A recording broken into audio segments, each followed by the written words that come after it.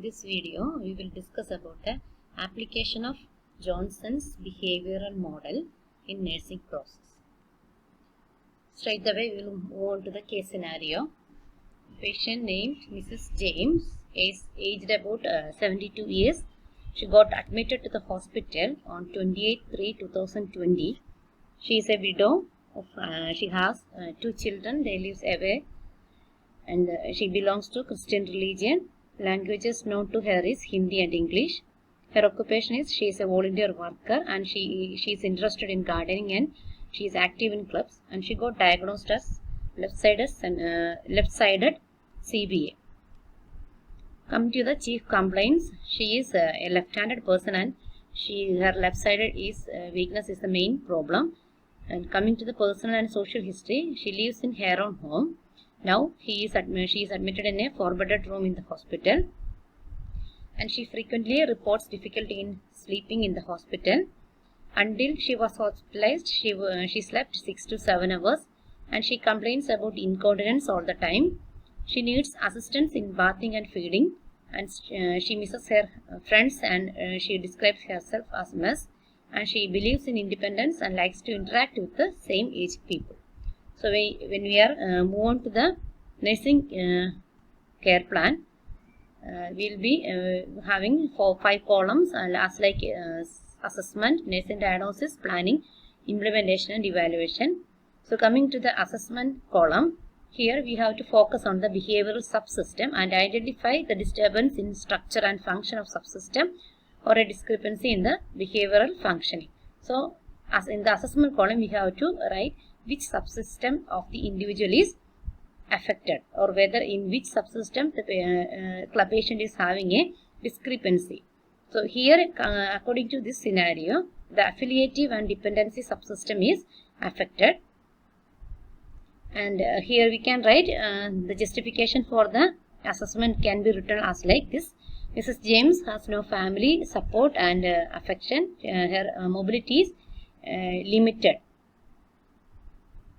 And coming to the nursing diagnosis, in the nursing diagnosis column, we will be relating the description of the behavior that is associated with an actual or potential instability in the subsystem. So here we can write diminished ability for social behavior due to immobility, and weakening of affiliative subsystem is due to limited access to friends.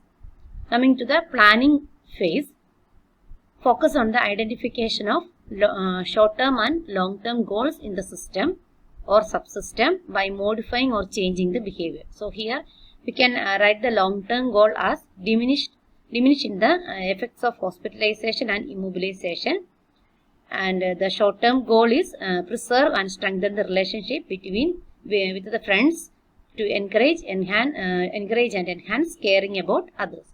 Coming to the implementation column, there we will be carrying out the necessary activities to assist in modifying, changing or regulating the behavior so that the goal can be achieved. So already we have listed 2 goals, that is a long-term goal and a short-term goal. So the necessary activities or the necessary intervention that is needed to achieve the long-term or short-term goal will be done in the implementation. So we are coming to the short-term goal because it is very easy to achieve and it is of short duration. So within 2 days, Mrs. James will contact all at least 2 of her club friends. And coming to the long-term goals, the duration is lengthy here, and that can be implementation can be like this. Within 4 days, Mrs. James, with the use of walker, visit each patient in the room to begin to have an interaction with them. And coming to the evaluation column, there we will relate to the degree of progression in achieving the goals that set during the planning phase. So in the evaluation column, we will be evaluating the